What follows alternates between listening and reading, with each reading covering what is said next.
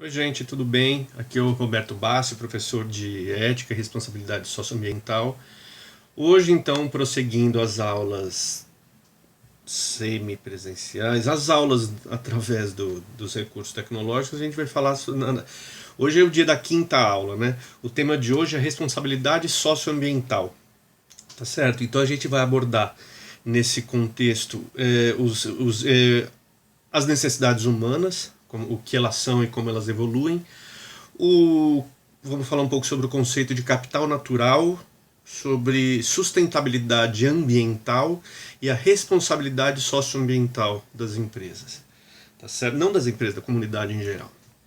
Então vamos lá. Primeiro ponto: necessidades humanas. O que são? São as necessidades que todos nós temos, todos os seres vivos têm, e que segue uma certa hierarquia. A necessidade humana mais básica são as necessidades fisiológicas, ou seja, são relacionadas à alimentação, a gente precisa comer, dormir, beber, ter um abrigo razoavelmente seguro para que não nos proteja das intempéries, do clima, mas também de outros tipos de ameaças. Enfim, essas são as nossas necessidades básicas. Conforme a sociedade ela vai evoluindo, as necessidades também vão evoluindo e em certos casos também vão surgindo novas necessidades. Por exemplo, na sociedade de hoje é inconcebível para uma pessoa não ter celular, ficar sem celular. Ela viveu a vida, vocês jovens, vocês têm celular há anos. Vocês já não, sempre tiveram acesso a esse produto, a esse produto, a essa tecnologia. Tirar de vocês é como se fosse tirar um braço de vocês, ou seja, vocês têm uma necessidade hoje que na minha geração lá atrás, quando eu tinha a idade de vocês, não existia. Tá certo? Então o avanço tecnológico criou uma nova necessidade. Essas necessidades, em geral, elas não são satisfeitas pela natureza, né? Como é que funciona isso? O que eu quero dizer? Lá atrás, nos tempos dos homens das cavernas, não se produzia nada. Então, o alimento necessário à sobrevivência das tribos, dos seres humanos, era obtido através da caça, da pesca e do extrativismo, né? As pessoas iam lá, extraíam uma raiz, uma planta, uma fruta, alguma coisa assim, e comiam da mesma maneira. Eles caçavam e pescavam. Só que a quantidade populacional daquela época, falando na pré-história, era bem inferior à de hoje, ou seja, os recursos alimentícios fornecidos pela natureza eram mais do que o suficiente para atender as necessidades das tribos daquela época. Hoje não mais. Se a gente for depender de frutas, de legumes, enfim, de raízes que nascem, os animais, se a gente for esperar eles procriarem numa quantidade, e os peixes também, enfim, não vai haver alimento para todo mundo, tá certo? Então muitas das pessoas vão morrer de fome ou vão entrar em guerra, em conflito para obter aquele alimento escasso. Então, devido à escassez de recursos, num primeiro momento de alimentos, mas depois também a gente estende esse conceito para todos os bens e serviços que a gente usa hoje, por exemplo, roupa, vestuário, telefone, celular, carro, né? Tudo a gente precisa, esses recursos todos são necessários para que a gente consiga então suprir as nossas necessidades. E esses recursos não estão dispersos na natureza. Já que eles não estão dispersos na natureza, não são produzidos espontaneamente pela natureza, é preciso então que a gente produza esses bens e serviços. Tá certo? O problema é a partir de onde, a partir do que a gente produz algo? A partir do uso. Nada se cria, tudo se transforma, né? Então o que acontece? Para a gente produzir alimento é necessário que a gente adube a terra, que a gente plante e colha e distribua os alimentos. Só que eu estou consumindo terra, né? Eu estou utilizando terra, eu estou consumindo as riquezas minerais existentes naquele pedaço de terra que eu estou cultivando. Os animais, mesma coisa, se eu for pensar em animais, eu tenho que cuidar, um pecuarista ele vai lá, cria os animais, depois ele mata para vender a carne, tá certo? Frango, peixe, boi, porco, enfim, toda a criação de alimentos, o produtor ele cria, ele produz o alimento para daí ser revendido. Só que esse alimento ele tem que ser reposto, porque são necessidades constantes. A alimentação é uma das necessidades que são para o resto da vida, desde que você nasce até quando você morre. Então a produção de alimento ela tem que ser constante. Ela não pode ser ininterrupta, ela não pode ser interrompida de forma alguma. Para produzir, por exemplo, uma garrafa PET, utiliza-se o petróleo, que é um combustível não renovável, que tem a base no carbono, altamente poluente. Então o plástico ele é fabricado a partir... Tem o petróleo, que é a primeira matéria-prima, que vai ser transformada em resina. Essa resina, por sua vez, ela vai ser transformada em plástico, que vai dar forma a uma garrafa PET. Se descartada de qualquer maneira no meio ambiente, isso aí pode demorar centenas de anos para se decompor, uma garrafa PET. Então, quer dizer, é necessário que a gente não... Se de um lado a gente está consumindo os recursos para que a gente consiga então produzir os bens e serviços necessários à satisfação das nossas necessidades, por outro lado também a gente está despejando esses produtos que a gente fabricou de uma maneira totalmente inadequada, né? A gente está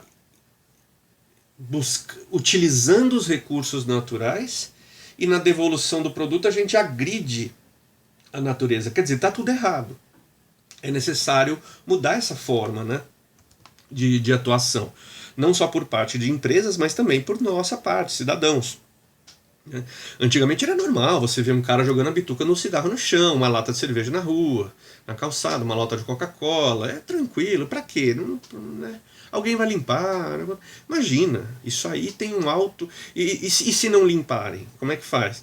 Você vai lá e pega a lata que alguém jogou no chão, você vai pegar a bituca de um cara que fumou, você nem conhece a pessoa. Sabe? Você não sabe se ela tem uma doença transmissível. Então, quer dizer, não é assim. A gente tem que fazer... E outra, o meu lixo é meu lixo. Não é de responsabilidade de ninguém. As pessoas e as empresas têm que tomar essa consciência. Tá certo? As empresas... Isso aí é uma questão cultural também, né? Essa conscientização. Tanto de pessoas físicas quanto por parte das empresas. As empresas, elas só foram perceber a importância dos seus impactos sobre o meio ambiente, quando elas entenderam o conceito de capital natural. Como é que funciona? Os fatores produtivos que uma empresa utiliza para fabricar as suas mercadorias são o próprio capital financeiro, a matéria-prima, lógico, as máquinas, equipamentos que eles têm. Esses são os fatores de produção, né? A mão de obra, tecnologia, né? Então esses são os fatores de produção. E que estão à disposição e colocados em ação, eles produzem as mercadorias que a gente necessita. Só que, principalmente quando a gente fala da mercadoria ou até da energia utilizada para a realização dessa produção, a gente está falando de recursos que a gente vai buscar na natureza. Esses recursos são escassos, eles são limitados. A água não se renova por si só. O oxigênio, sabe, a gente está poluindo cada vez mais. Os rios a gente também está poluindo cada vez mais. Toda a fauna, flora, recursos minerais, eles vão se esgotar, né? Existem recursos que não se renovam. Não é que simplesmente você dá um tempo a uma floresta e ela volta a crescer. E ela até volta, só que num tempo muito demorado, né? Se a gente não parar de agredir, de desmatar, daqui a pouco não vai ter mais mata para se restabelecer. Então, quer dizer, a gente precisa cuidar. Desmatou, replanta. A gente tem que repor isso aí. Até porque, se as empresas precisam dessa matéria-prima, recursos minerais, aço, enfim, o que seja, madeira, é interessante que ela reponha, quando possível, esses recursos. Tá certo? Por exemplo, uma empresa que precisa de madeira, né? Então vamos devastar a floresta amazônica, a Serra do Mar, vamos lá. Não pode. Você pode até desmatar. Só que você tem que cuidar da reposição, do reflorestamento. Até porque esses recursos, se a minha fábrica precisa de madeira, vamos dizer, eu fabrico móveis, preciso de madeira. Se eu esgotar a floresta, eu esgotei a minha empresa. Eu acabei com a sobrevivência da minha empresa. Então, para que ela consiga sobreviver, Com o passar do tempo, eu preciso também cuidar da manutenção dos recursos que eu utilizo na produção, incluindo aí a matéria-prima, a madeira no caso. Então, quer dizer, a própria natureza nos fornece também o tal do capital natural, produzido por ela própria, mas que serve para a gente produzir aquilo que a gente se propõe a produzir. No caso, nesse exemplo, os móveis que a minha fábrica produz. Enfim, então o capital natural ele surge dessa percepção de que a natureza também fornece elementos que são importantes para a sobrevivência das atividades econômicas das empresas, né? Então é preciso cuidar para que esse capital natural se preserve e, se possível, melhor ainda, para que a gente possa ampliar o capital natural existente, certo? Isso é uma questão de... só que para isso... quer dizer, isso é uma questão de responsabilidade, de sustentabilidade. A gente tem que cuidar para que as nossas ações permitam que o capital natural se sustente.